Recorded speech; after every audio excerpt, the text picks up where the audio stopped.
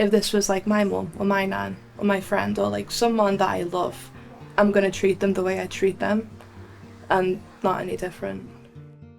I don't draw and don't paint. That's fantastic. When did you do this one? A day yesterday. It's not just about keeping people alive, which care homes do. So we're giving people a reason to be alive. I'm looking after my mum, my dad. It's a homely feeling, and that's what I want in the home. It's probably one of the best jobs I've had. I just, every day, like I said, no 2 days are the same. No 2 people are the same. Have a good life. Just because you're moving a care home don't mean that's it. That's it. You just turn boring and old. These people are more fun than I am.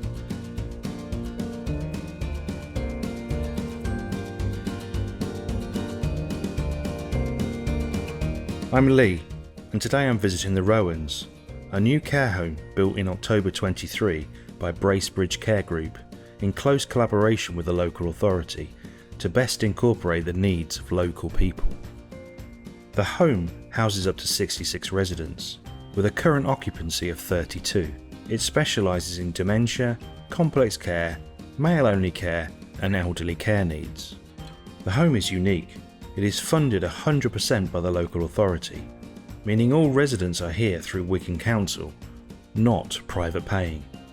You may think this couldn't work, as most homes are a mix or 100% private pay, but it does work, and the Rowans is flourishing through a careful ethos and a very passionate team. The first thing that greeted me was the incredible interior design.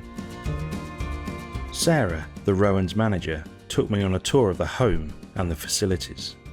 That's Julie, one of our chefs. The home is a training room, which is also used by the council for personal and larger scale meetings, including best interest discussions with residents, their families, the professional support around that resident, including social services, doctors and specialists.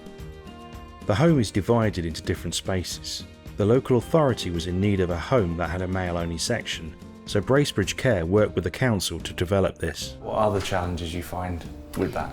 The team, when they first heard about a male only, they were thinking all kinds was going through their minds, and we had to explain to them that it's people living with a dementia that have got sexually disinhibited behaviours, and obviously the people on the female side, on the complex side, would be worried, upset and scared if they seen anyone showing the private parts off. So it was for that, once the team got to know them and people started moving in and seeing that there was no really risk there, they're just people living with an illness, living with a dementia. I noticed walking around how music was playing everywhere. Not just any music, but music from the residents' eras. Sarah introduced us to Richard, who loves to sing Elvis Presley numbers. The colours. It's gorgeous, isn't it? Autumn. Yeah. Yeah, we decorate it at Christmas time and Halloween, we have stuff hanging on it. St. George's, we have flags on it. So it's an all-season tree. You've got quite a lot of these smaller lounges. Yeah. What's the thinking with doing that rather than having one chill big... out. So like little chill out areas for them, because obviously they are quite complex within the living with dementia and that. So at times people can get quite heightened. So it's about de-escalating, or if they just want to spend time away from the bedroom of the family, smaller spaces, little breakout areas for them. As our tour ended, we came across a meeting between Liz, a social worker, and Naomi, the household support lead at the Rowans. Liz's client used to be in a restrictive care home without much independence. It was discussed with the client's family to move to the Rowans to get some of that independence back. Yes, there is 24-hour care support provided, but it's about, maintaining a person's independence in the most safest way possible. Yeah, I think the model of support that they do provide here is really, really good. Really good.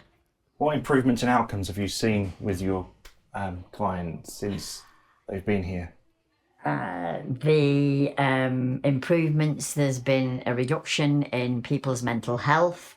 They've maintained, the safety, a reduction, going back to my client who I've just referred to, her mobility has increased.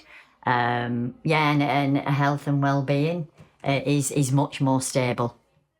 Amazing. Yeah. So it does prove that model of support is working. Yeah, And, when I have been here as a social worker, the staff such as Naomi, management have always been very approachable. And I think that is important as well. It's always great to see those fantastic It improvements is. in outcomes. Definitely.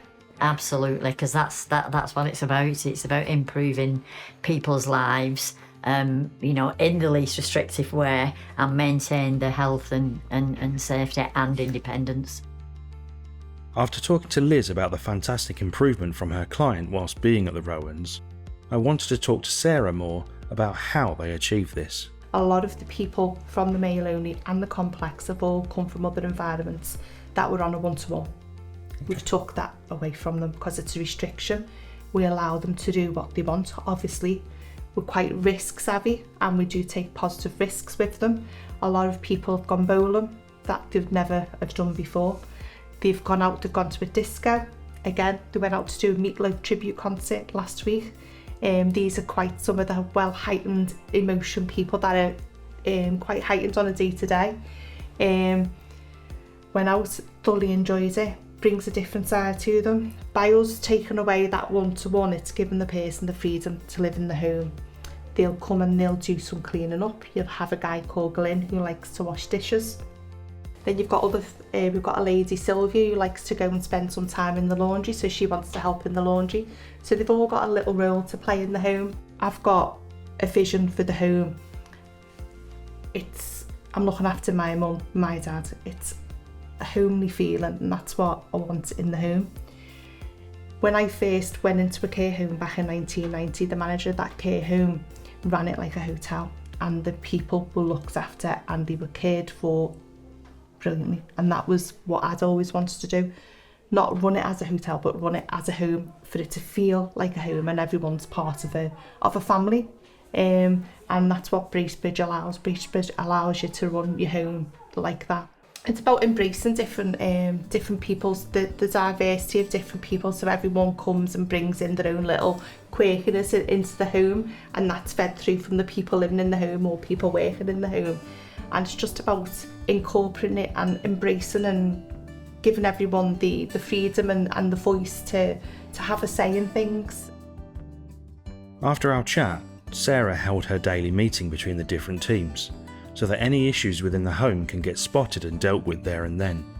They talked about any maintenance issues, what's on today's menu, any concerns from residents and family members, and shared happy and positive moments. Nathan and Becky were also talking about the well-being of the residents, which seems at the very heart of this care home.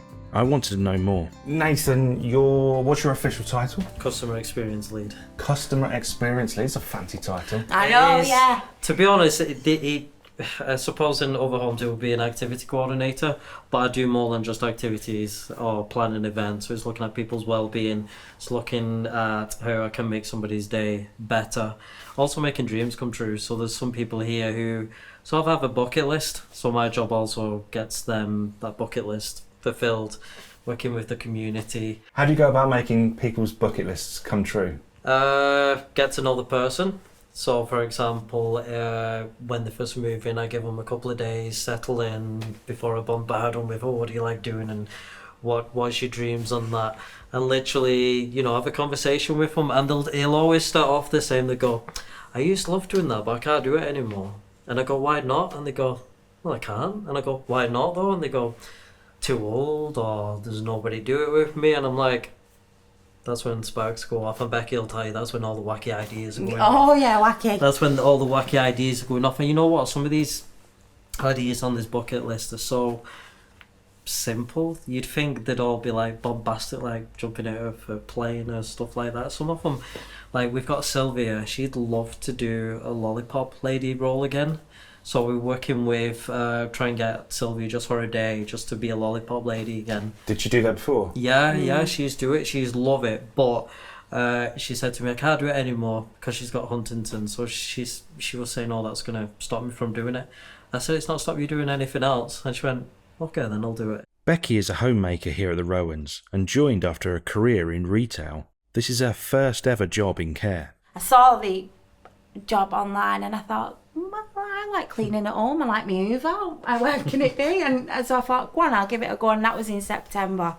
And I think to myself, I should have done it sooner, a long time ago, just because I think, to me, I was always a bit scared of like a care home setting. I don't know why, just like the unknown, you know, you think you get angry people walking up and down the corridors and it's all very a bit intimidating, but it was nothing like that here.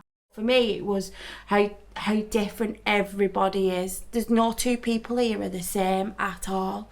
We have a lady who's non-verbal and she shouts a lot, doesn't she? But she's also got this like the most infectious, wicked laugh, hasn't she? Does, yeah. And like, even though she can't communicate, you know what makes her laugh, don't you? And what makes her giggle. And yeah, and I think finding out, even when there is that barrier, that you can still get to know that person, do you know what I mean? And I think that's what I've loved the most about it. And I do wish I'd have done this a long time ago. You have to love it to do it. Yeah, absolutely. You do. And like you say, it's you go home and you still think about it. And just going to work and enjoying it and not dreading it is one of the best feelings ever. Because we've all been in jobs where you go and you turn up and you're like, I don't want to be here, but this is just... Well, you're always late anyway, aren't you? Well, call that out. After talking to Nathan and Becky, their passion is intoxicating and they look like they really enjoyed being here. I then went to speak to Louise, a care companion who was also having a great time with the team and the residents. How long have you worked in the sector? I haven't. This is the first time. This is the first time you've worked in care? I've never worked in care. Wow. What made you join the care sector at this time? Right, well I live very close. I live just round the corner and my other daughter works here as well. Melissa, she lives round that corner, and when they were building it, we said, should we go and see if we can get a job? Because it's easy, isn't it, just coming here. So we went for the open day and we got picked, and we were still umming and ahhing what to do. Anyway, we finally decided to go and we'll try it. So we told everybody we'd never done it before and we said it's best. So we did all the training and everything, and we're still here up to now. Wow. How are you finding it? I love it. What makes you say you love it? Absolutely love it, because it's just different. I can't wait to come to work because I've got used to everybody, all the people, and they're lovely. Yeah, and I know they all have different, they do a lot different to most care homes. It's not the same. No. Because it's complex dementia. I then spoke to Verona, who was telling me why she recently left her previous care home. But I also dealt with a resident that passed away who I was very, very close to in my last home. So I just thought, you know what, I can't really stay there. I do need to change, I need to clear my mind. So I came here as well to have like more of a fresh start. What's your future aspiration? I want to work with eating disorders mainly. Okay. And go into that and become a specialist in eating disorders. Okay. What's the motivation for that? Myself. So I went through an eating disorder when I was 15 to 16 years old. But it's never really something that I've came out of, so I'll still have my little relapses every now and then. So I thought, you know what, if I can take that experience and actually make something positive out of it, then that would be great. So I think that's probably why I came into care, because I want to help other people in like the same way that I was helped, you know. And I come into this place as well thinking, if this was like my mum or my nan or my friend or like someone that I love, I'm going to treat them the way I treat them, and not any different. Nathan came and found me to take me to one of the activities, a knitting club that he organises for the residents. Pauline lives locally and volunteers here teaching the residents how to knit.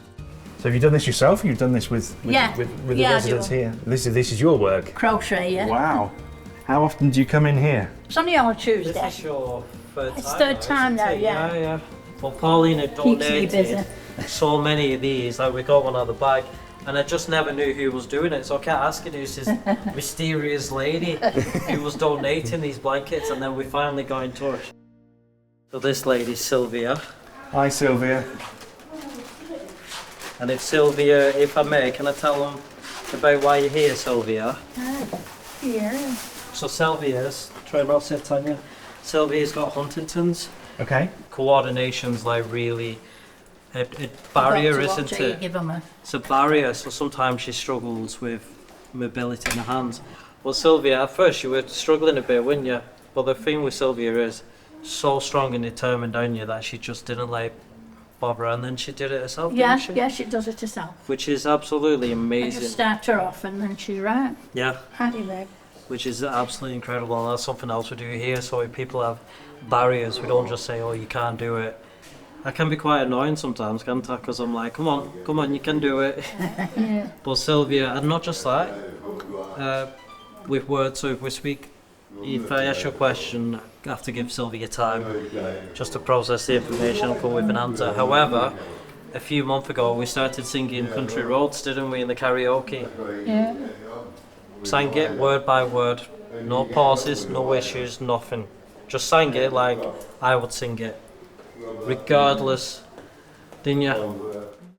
Bringing in people from the community, Yeah. and bringing other people into the home. Because obviously that's widening the circle of care. When you're bringing in family, we're bringing in friends, we're bringing in other community members. Obviously you're a great example of the circle of care coming in and helping out everyone here. I mean, I'm 85 myself, but keep me going. I keep saying she don't look 85. No, I am. absolutely not. Yeah. But yeah, We finished it. we have the school as Good. well, Beckys Primary School.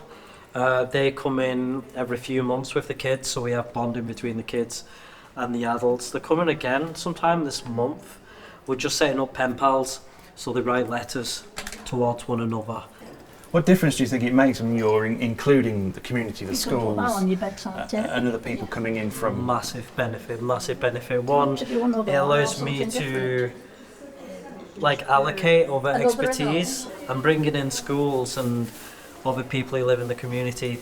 They're just as interested as here as we are in them. The kids are always asking the headmistress, Alison Tabiner, when are we next going to the Rowans? They love it. Rather than being scared because it's something different, they love it. They keep asking when they're coming here.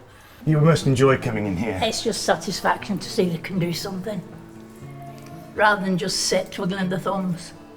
It's obviously, it keeps the mind going, and it's obviously exercise for their arms to pull the bobs. I mean, that lady couldn't do it, and she's doing marvellous. Smashing it out, Sylvia. She's doing marvellous. Yeah.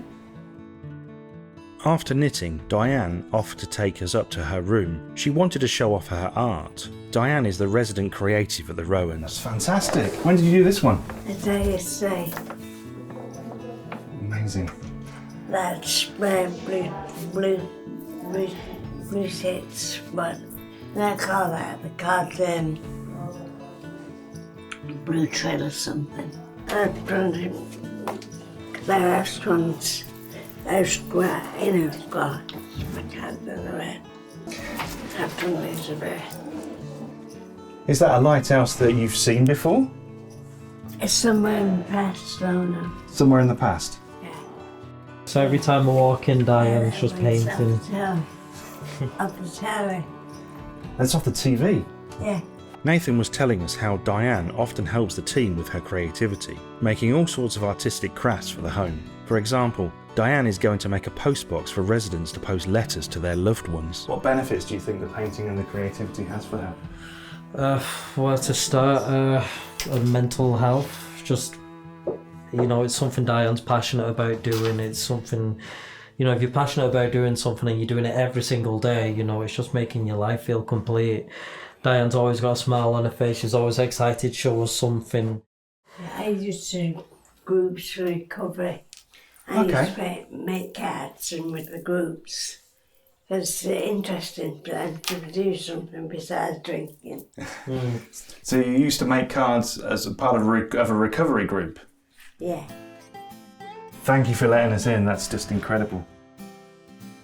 After meeting Diane and being with Nathan, I wanted to go and see some of the amenities the Rowans offered.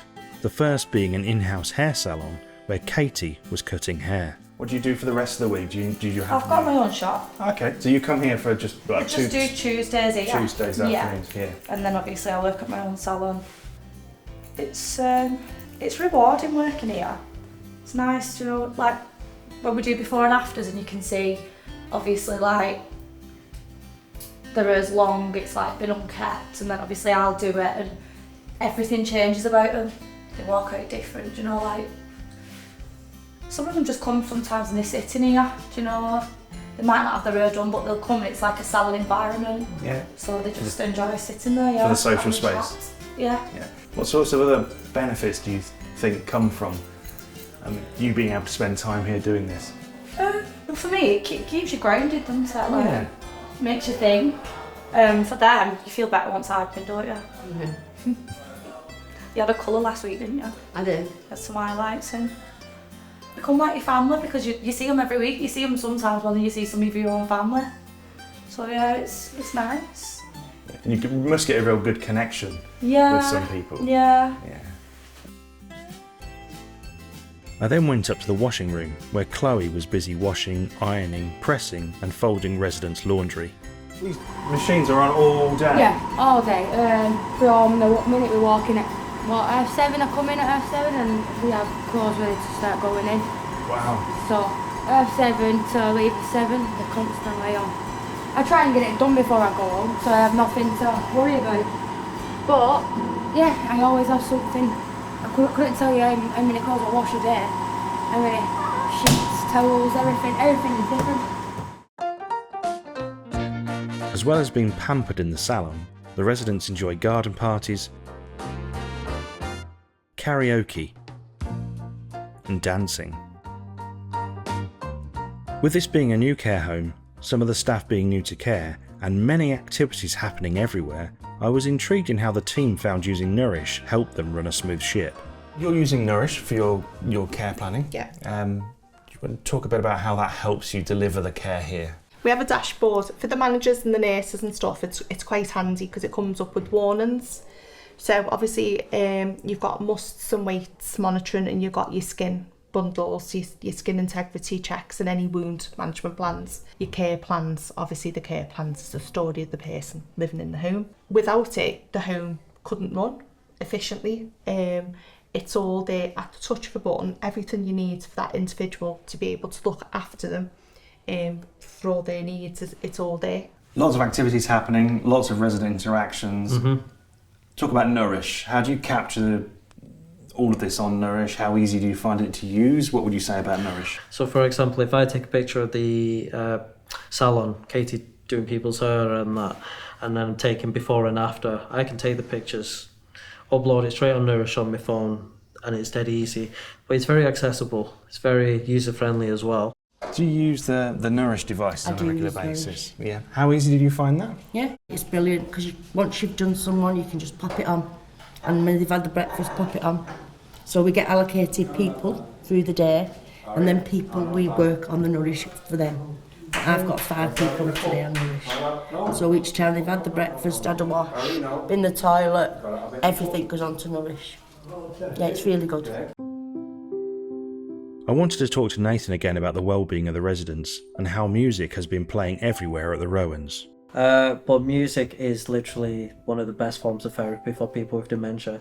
It just takes them by, you know, imagine us lot being 80 years old or 90 and our memories are wading a bit. You know, some of the songs might just kick in and be like, whoa, and you know every single word. And it takes you back to that time as well. Some people close eyes and they're like that. They get transported back. Some get emotional. They used to dance to Last Waltz With You by Engelbert Humperdinck with the husband or the wife who no longer are here. So they have some memories and they get a bit upset. But rather than saying, oh, don't cry, I just say it's fine, cry, show emotion, because that's obviously shown a memory. That's obviously been a memory. So it is one of the best sort of therapies here. And it's just, music and dementia is just so powerful. It's as though there's been no memory loss. Every word, every rhythm, every tune, every note is just perfect. It's unreal. Like, they're teaching me the words. So when it came to here, I found a big karaoke machine. It's like being in school when the teacher will bring TV into the classroom. Everyone got dead excited. It's like that with the karaoke machine. I bring the karaoke machine on wheels and everyone's like, oh, we know what that means. Spending time with Nathan, it's clear he is an incredibly compassionate person. I wanted to learn more about where his caring nature came from. What's driving Nathan to do what you do? What's driving me? That's a really good question. Good. I love what I do. When I was 13, my grandma said to me, why don't I get involved in doing some volunteering? And I tried it, and it was with people with learning disabilities. And I'll be absolutely honest, I was scared at first, I was terrified. I was like, I can't do this anymore, and went home and I was saying to my grandma, thank you very much for the opportunity, but I'm not doing it. Obviously, I loved it afterwards. I just got used to it, and I thought, actually, I've seen a different way of life that's different from mine. And ever since then, I've just had this need of helping people all the time, throughout. Being a teenager, went to uni, got my degree in healthcare. Everything I've done has been devoted to helping others. I like to think we all have a gift. I like to think my gift's helping others. What is the challenging part of your role? Oh, mentally exhausting. Very mentally exhausting. So at times I think, take a deep breath, and I just say to myself, if one person enjoys doing it, that's all that matters to me. Because that one person's day is increased massively. So it's a lot of mental thinking. If somebody's sad, if somebody's down, if somebody's feeling isolated, and yet somebody next door's feeling dead happy, I have mixed feelings that I've just made somebody's life so much happier. And at the same time, I think, I could be doing more. It's very hard in that sense, you feel like you can't do enough. You must have some interaction with families. Yes, quite a lot. Yeah, so how does that work? Families I've found have this guilt of putting their loved ones in a care home. And I've had families, family members of my own in a care home, and I always tell them it's to give you that rest and break that you deserve. But you can be assured, and you can, find rest and ease that your loved one's being looked after. So a lot of it is just providing that emotional reassurances and just constantly telling them what their mum or dad or brother or sister has been doing. In Nathan's previous jobs, he wanted to take a more active role in residents' well-being, especially with activities. He saw this job at the Rowans come up, and he wanted it desperately. And I did sort of harass them a bit at the beginning because I was that desperate just to do a job that was purely on people's well-being. Sent them emails, I said, let me do this, I'll be really good at it. It's something I really enjoy. So I've always said that it's not just about keeping people alive, which care homes do. So we're giving people a reason to be alive. For example, you wouldn't want to wake up and just look at a wall all day, would you? You'd want to do something, there's thousands of different hobbies people do here. So it's just about getting people have a good life. Just because you're moving a care home don't mean that's it. You just turn boring and old. These people have more fun than I am. They've cruised around the world, they've built houses, they've met presidents, prime ministers. They're all history books, they're all interesting, so their life shouldn't just stop because they're moving a care home.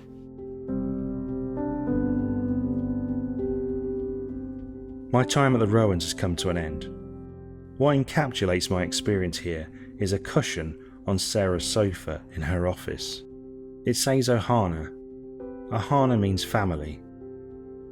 Family means nobody gets left behind or forgotten. That is the Rowans. The team's passion and compassion for every single resident is obvious. And for a home to work and flourish from purely local authority funding is just another testament to what can be achieved with the right team, the right attitude, and the right ethos.